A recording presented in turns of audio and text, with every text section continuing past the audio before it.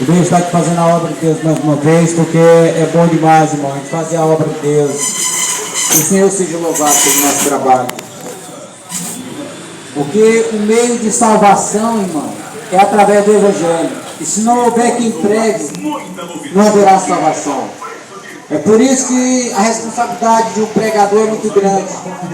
Levar a palavra de Deus pura como ela é, para que corações se convertam e assim sejam salvos o povo de Deus.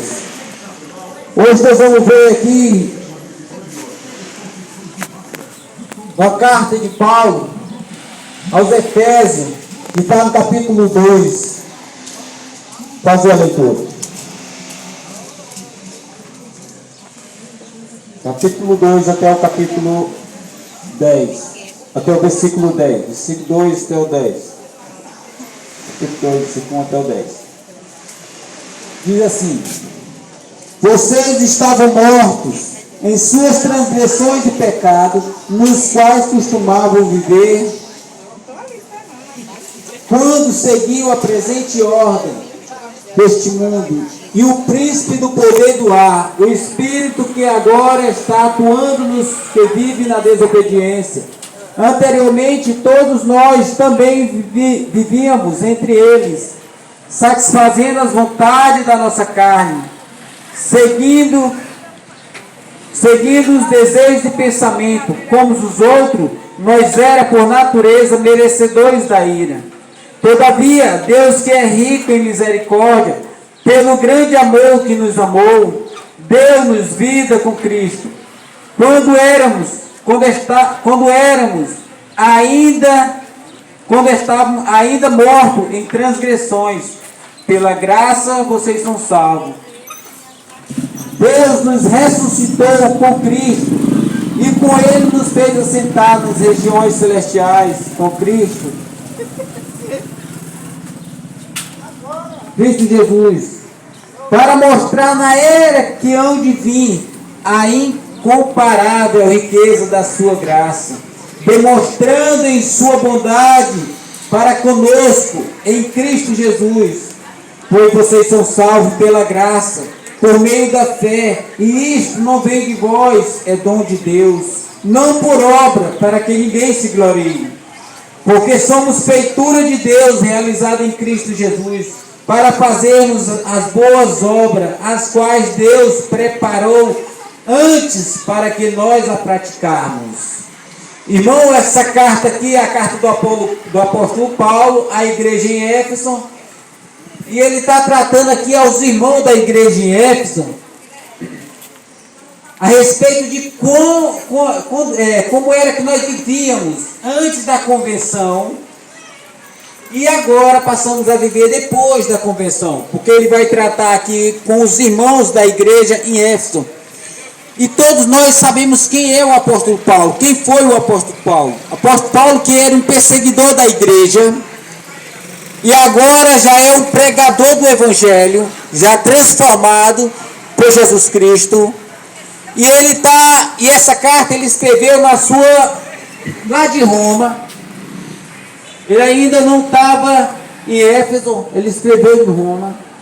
Mas essa igreja de Éfeso foi fundada pelo apóstolo Paulo, foi o apóstolo Paulo que fundou ela, na sua terceira viagem missionária.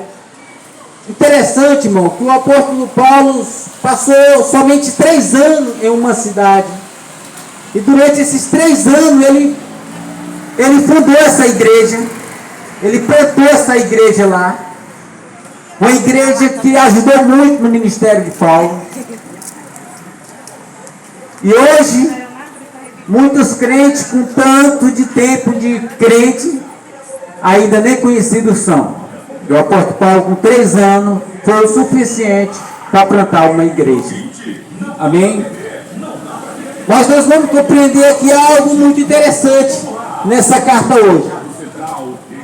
Ele diz assim: vocês estavam mortos em transgressões e pecado. Ou seja, ele está pregando para a igreja. Ele está dizendo: olha, vocês estavam mortos. Antes da conversão, vocês estavam mortos. Ou seja, nós estávamos todos mortos em nossas transgressões e pecado. Irmãos, Interessante é que nós vemos pessoas dizer que eles mesmos buscaram a Deus, que eles mesmos é que tomam a decisão de querer a salvação. Mas a palavra de Deus vai dizer que nós estávamos mortos. E o morto, pelo que nós conhecemos, o morto não pode fazer nada. Uma pessoa que está morto, e esse morto aqui no grego é cadáver mesmo. Ele está falando de pessoas que estão mortas mesmo, defunto mesmo. Ou seja, se nós estamos mortos, sem Cristo nós estamos totalmente mortos em nossas transgressões e pecados. Como que nós podemos se achegar a Cristo? Se o morto não pode se mover. Ele vai dizer assim: nos quais costumavam viver, quando seguia a presente ordem desse mundo, e o príncipe do poder do ar, o espírito que agora atua nos que vivem na desobediência. Ou seja, nós estávamos mortos em nossos delitos e pecados. Nós que antes vivíamos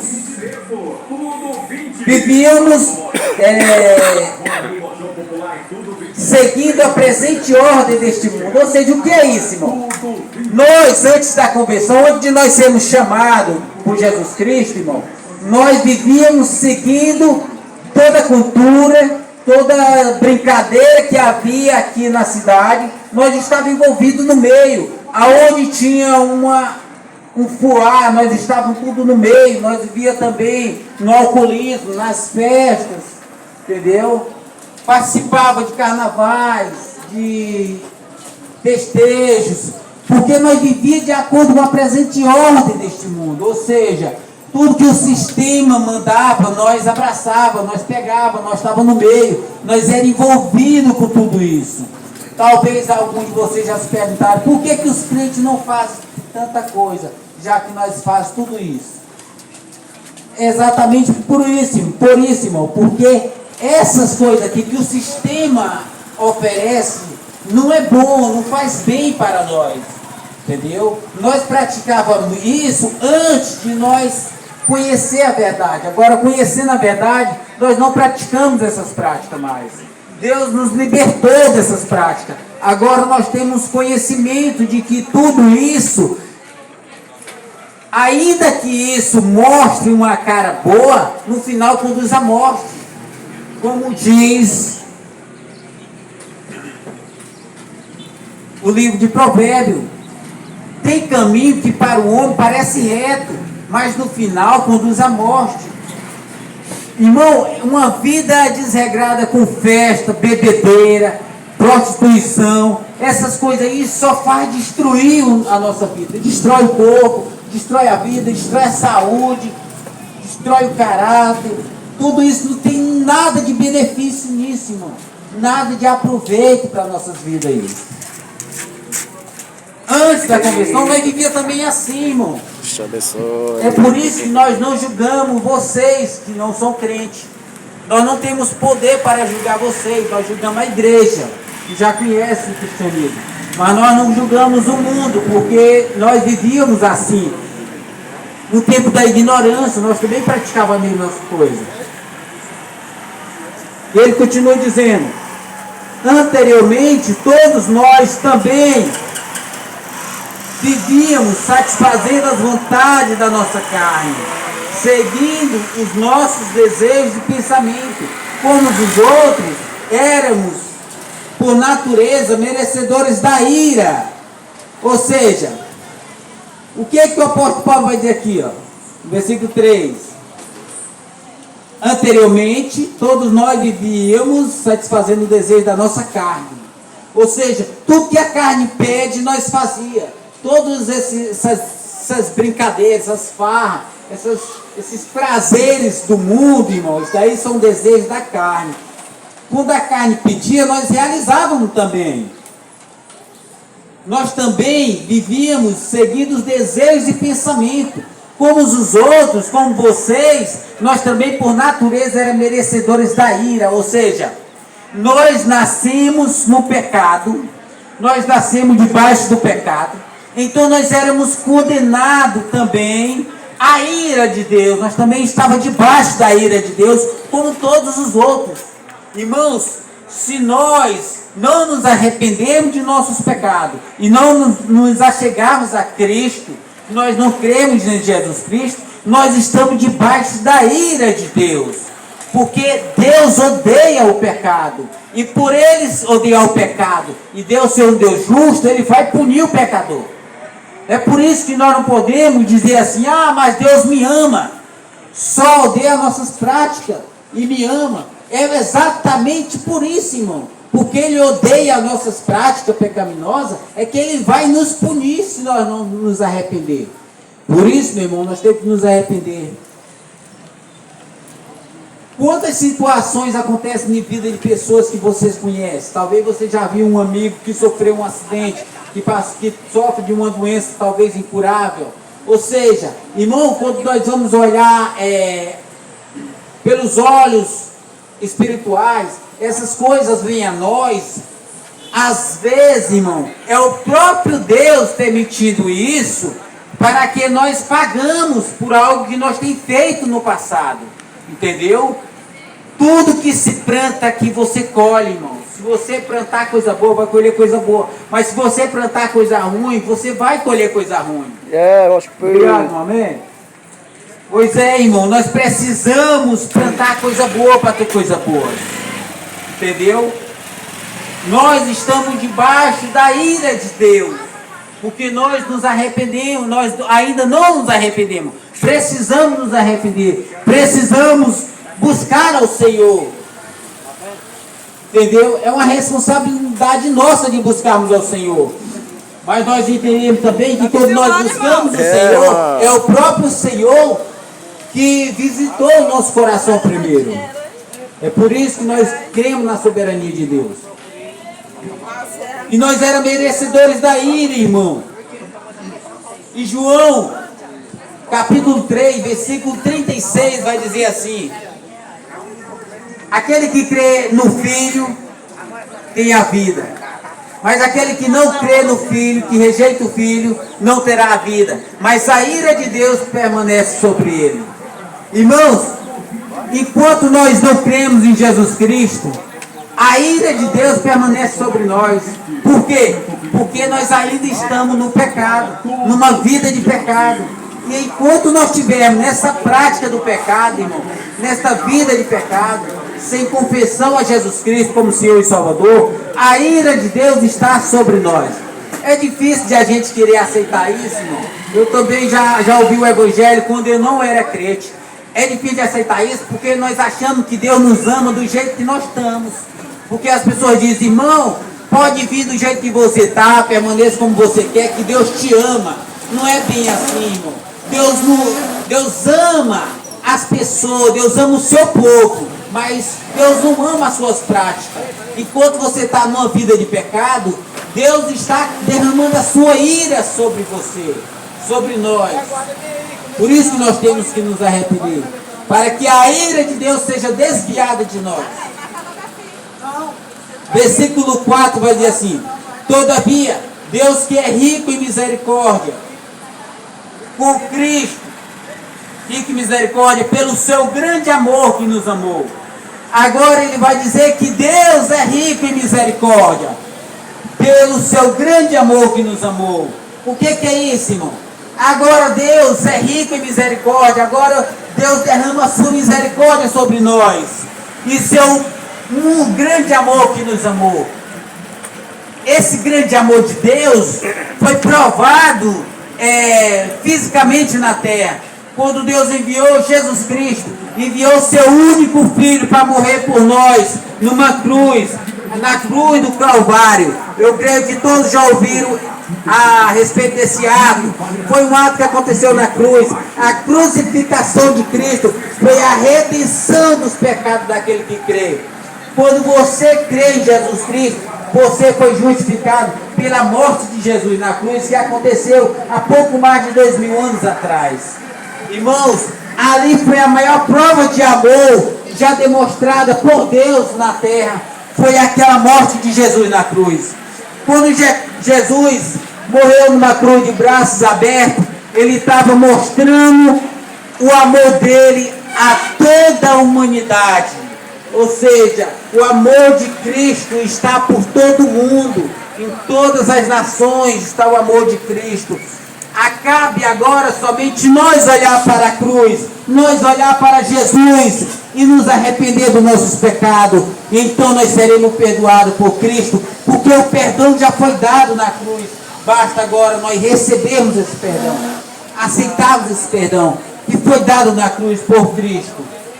Amém? Glória a Deus. Foi pelo grande amor de Deus que nos amou. Versículo 5. Deu-nos vida com Cristo, quando ainda estavam mortos em transgressões. Ele nos deu vida com Cristo, quando nós ainda estávamos mortos em transgressões. Ou seja, Deus, Ele nos tira lá do poço de lama, nos tira da prostituição, nos tira do tráfico de drogas, do tráfico de pessoas, nos tira do meio da Cracolândia, da Alcolândia, desse meio, aonde essas pessoas estão enfiadas, aonde essas pessoas estão assim, até muitas vezes, a sociedade já desprezou, desse poço de lama, desses lugares imundos, que Deus tira o seu povo, que Deus levanta o seu povo. Ou seja, Deus agora está levantando o seu povo, está dando vida ao seu povo, vida com Cristo, irmão, vida com Cristo. E ele vai dizer assim: pela graça vocês são salvos, nós somos salvos. Deus nos tira da morte, nos tira do poço de lama, essa morte que é morte espiritual. Deus nos tira dessa morte espiritual, nos tira de um lamaçal, que nós vivíamos nas transgressões. E ele vai dizer que pela graça nós somos salvos. O que é a graça, irmão? Vamos compreender o que é a graça. A graça é favor imerecido. Ou seja, nós não merecíamos, porque nós estávamos em transgressões, nós estávamos debaixo do pecado. Então Cristo morrendo por nós, Deus nos arranca da lama, nos arranca do pecado e nos dá vida com Cristo, totalmente de graça, gratuitamente é a nossa salvação. Irmãos, para compreender um pouco mais da graça, deixa eu explicar de modo mais explícito. A graça é um favor imerecido. O que é isso? É porque nós não merecemos nada. E Deus vai lá e derrama da sua graça, o seu favor, e nos resgata da onde nós se encontrávamos mortos. E outra, na salvação, nós não temos nenhuma parcela na salvação. A salvação é totalmente de graça. Ou seja, você não faz nada para ser salvo. Você é salvo totalmente de graça, porque o próprio Deus que criou você e colocou você no mundo, é o próprio Deus que enviou o Filho para te salvar. É o próprio Deus que determinou que a salvação fosse feita por meio da fé. É o próprio Deus que gera fé em nosso coração. Ou seja, para ser salvo nós precisamos crer. Mas quem dá a fé é o próprio Deus. Ou seja, o próprio Deus dá o sacrifício por nós e o próprio Deus efetua a nossa fé ao sacrifício dele, a Cristo Jesus. Ou seja, toda obra é executada por Deus. Nós não executamos nada. Então, no dia em que Deus chamar você, irmão, Deus tirar você deste mundo, não diga assim: eu me salvei, eu fui até Cristo, eu busquei a Deus. Não, irmão. Diga assim: Deus teve misericórdia de mim, Deus me resgatou, Deus me tirou do lamaçal. Porque quem faz tudo isso é Deus, irmão. Nós não fazemos nada. Nós não temos obra que agrade a Deus. Segundo a palavra de Deus, vai dizer que a nossa melhor obra não passa de um trapo de imundícia. Vocês sabem o que é um trapo de imundícia? Foi pesquisado por muitos estudiosos o que é um trapo de imundícia. E todos eles concordaram que o trapo de imundícia, no Velho Testamento, era considerado como um trapo de imundícia. Era um pano velho que as mulheres usavam para absorver o sangue da menstruação. Quando a mulher era menstruada, naquele tempo não havia absorvente. Então ela usava um pano E aquele pano, depois de usado, era jogado fora. Ficava podre, jogava fora. E hoje é o absorvente dos nossos tempos atuais. Ou seja, um absorvente usado, podre, ali jogado no lixo, é a nossa melhor obra. A nossa melhor obra não passa de um trapo de imundícia. Ou seja, nós não temos nenhuma obra que agrade o coração de Deus. Nós não podemos fazer nada que agrade o coração de Deus.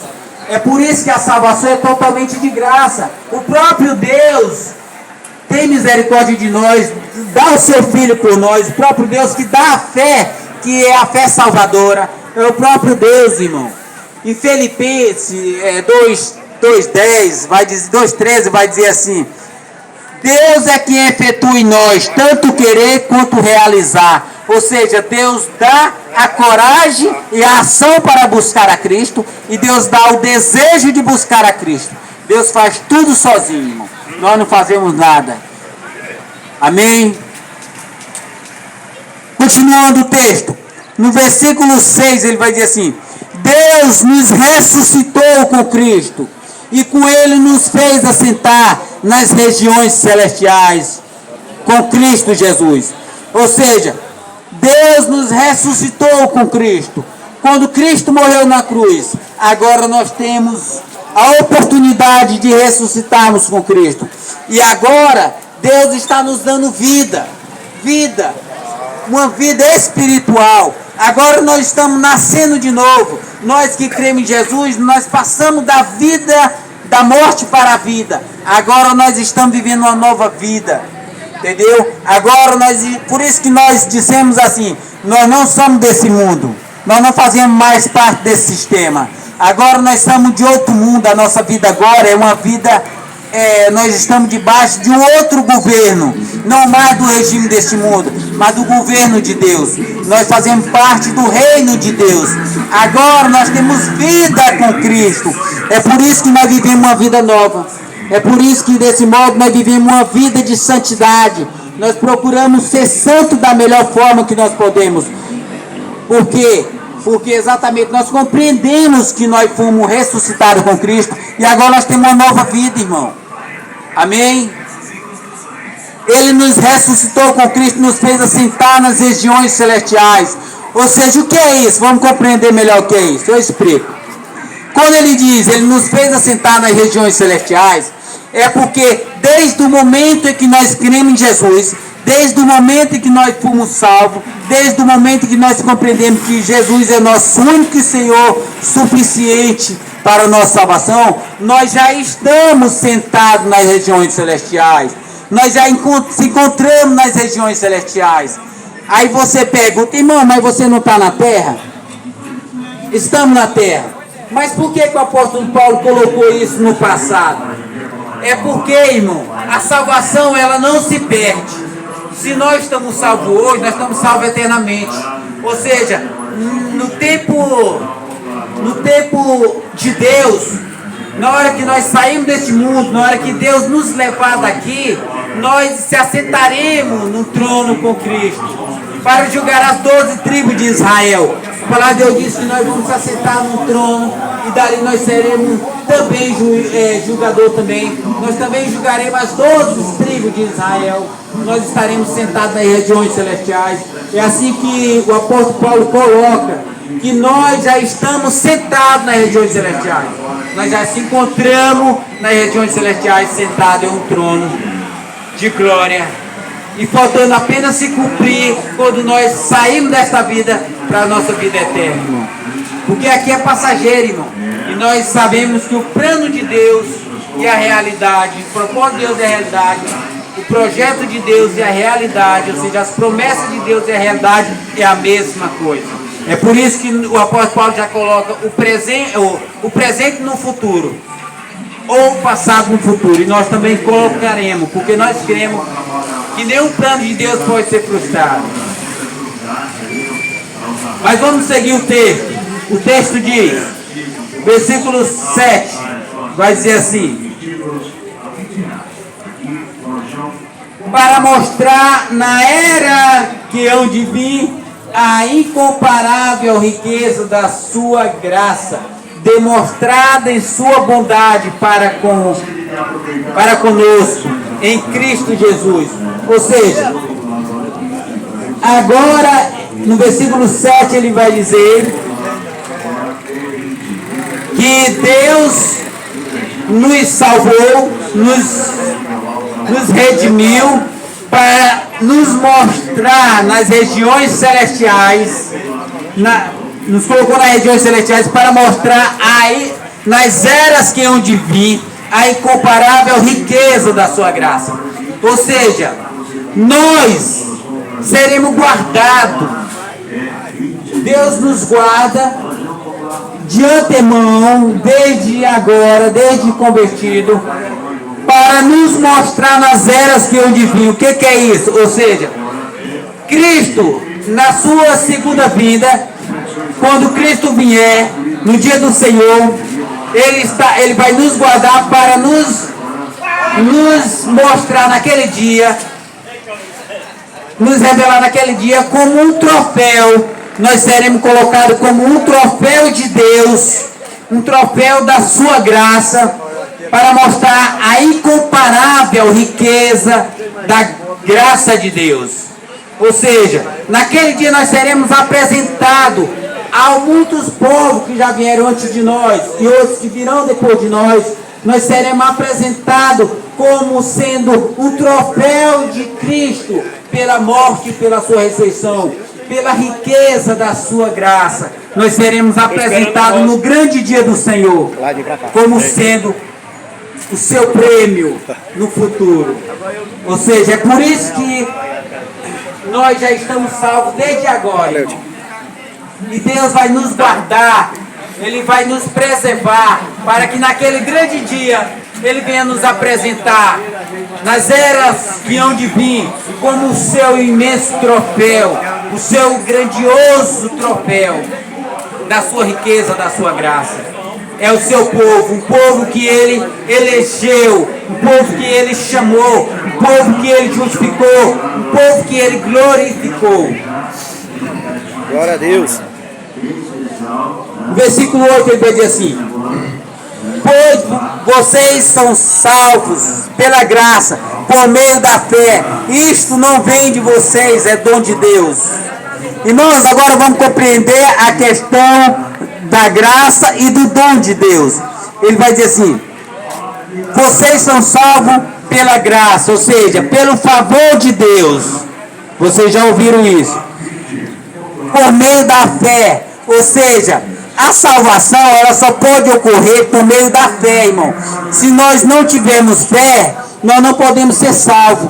O único meio de ser salvo é por meio da fé. É por isso que nós pregamos o Evangelho, para que você creia.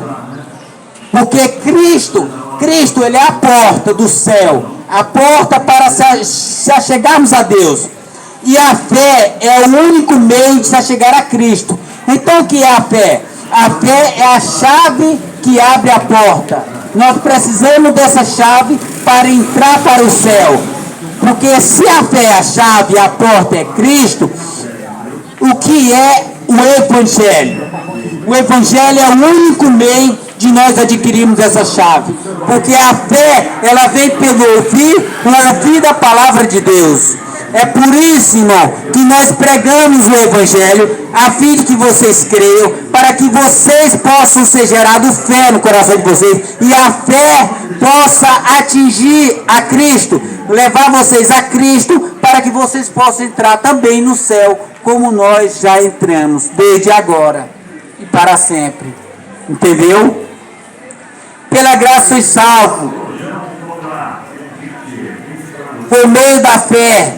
E isto não vem de vós, é dom de Deus. Ou seja, a salvação não vem de nós, como eu coloquei agora há pouco. É um dom, ele é um dom totalmente de Deus, exclusivo de Deus, unicamente de Deus, que só Deus tem, é o dom da salvação. Você não vai encontrar salvação em nenhum outro lugar, a não ser em Deus, a não ser em Cristo Jesus. Porque nenhum outro pode te oferecer a salvação. Talvez você aí já orou, já rezou por algum santo. pedindo o santo que te salve. Deixa eu te falar, não há outro caminho. Jesus vai dizer em João 14,6: eu sou o caminho, eu sou a verdade, eu sou a vida. Ninguém vem ao Pai senão por mim. Ou seja, Jesus tirou a possibilidade de haver outro caminho. Ou seja, não há outro caminho para a salvação. Somente Cristo Jesus, o nosso Senhor e Deus eternamente. E ele vai continuar o texto dizendo assim: não por obra, para que ninguém se glorie. Ou seja, quando eu falei que a salvação é totalmente de graça, irmão, é exatamente por este motivo. Por quê? Por que a salvação é totalmente de graça, é o dom de Deus? Porque ele vai dizer que não é por obra. Porque qual o propósito de não ser por obra? É para que ninguém se glorie, irmão. Ninguém chega no dia do juízo, ninguém tem argumento para chegar para Deus e dizer assim: Senhor, mas eu fiz isso, eu fiz aquilo para ser salvo. Nós não vamos ter nenhum argumento, irmão, porque nós não fizemos nada pela nossa salvação. A salvação é um dom gratuito de Deus que Ele nos oferece, que Ele nos concede. Ou seja, Ele dá o sacrifício e também dá a fé e dá a ação para buscar a Cristo. Então Deus dá tudo isso, irmão.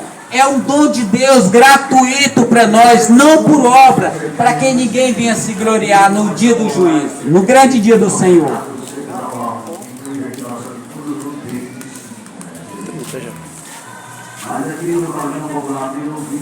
Agora nós vamos para o final, vamos encerrar. Ele vai dizer assim: porque somos feitura de Deus realizada em Cristo Jesus, para fazermos as boas obras. Ou seja, nós somos feitura de Deus. O que é feitura no grego? No grego, feitura é poema.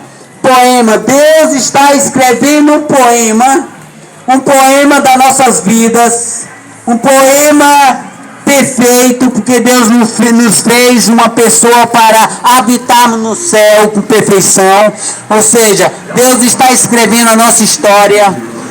Talvez você pergunte: irmão, por que acontece tanta coisa? Às vezes coisa boa, às vezes coisa ruim. Irmão, Deus ainda está escrevendo um poema. Deus não acabou o seu poema. Então não se preocupe com o que as coisas acontecem com você. Não se preocupe com tantas situações complicadas que vocês passam. Deus ainda está escrevendo o poema da sua vida. Deus ainda escreve a sua história. Deus não botou um ponto final ainda.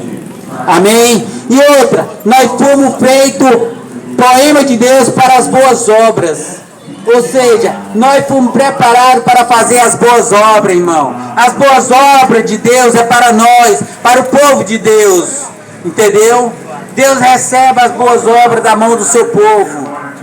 A obra não salva, mas a obra evidencia quem é o salvo, quem é o povo de Deus, quem são os eleitos, o povo exclusivo de Deus. Nós temos que fazer obra. Então, quando eu vejo um crente que não tem obra, eu fico triste. Porque um crente que não tem obra, ele só está provando que não é salvo. Porque todo crente salvo tem que ter obra. Porque as obras foram preparadas de antemão, antes da fundação do mundo, para o povo de Deus. Nós fomos preparados para boas obras e as boas obras foram preparadas para nós. É por isso que todo cristão tem que ter boa obra em Cristo Jesus. Senão não é crente, irmão. Nós temos que tomar muito cuidado com a nossa fé. Às vezes o nosso coração é enganoso. Nós dissemos assim: irmão, mas eu creio em Jesus Cristo, tá bom demais, eu estou salvo. Não é bem assim não, irmão. Se nós não tivermos uma vida justa diante de Deus, se nós não fazermos umas obras que evidenciam a nossa salvação, nós não somos salvos, irmão. As obras acompanham a fé. Tiago vai dizer que a gente mostra a fé pelas nossas obras. Entendeu? Tiago vai dizer que as obras sem fé é morta. A fé sem obra é morta. A fé acompanha as obras acompanham a fé.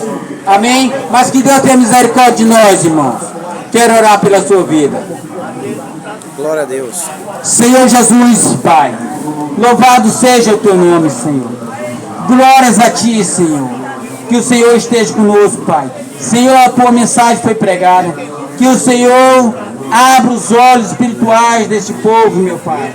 Abra o coração deste povo para que eles possam crer, Senhor. E que assim essa palavra seja lançada no bom solo, como uma semente plantada. E que ela venha germinar no seu devido tempo. E assim dar muito fruto. Fruto para a vida eterna, fruto para a salvação eterna. Senhor, nos traga livramento neste dia, meu Pai. E nos guarde, Senhor, até o romper da noite, meu Pai. Até o momento que nós formos dormir, Senhor. Que o Senhor nos conceda graça e misericórdia. Amém. Em nome de Jesus, glória a Deus. Louvado seja o nome do Senhor. Amém. Um minuto, Panela. Tá, nem olhando por um minuto. 35 minutos. Glória a Deus. Chamar o irmão Chico Pedro para ele estourar aqui com o louvor, tá bem?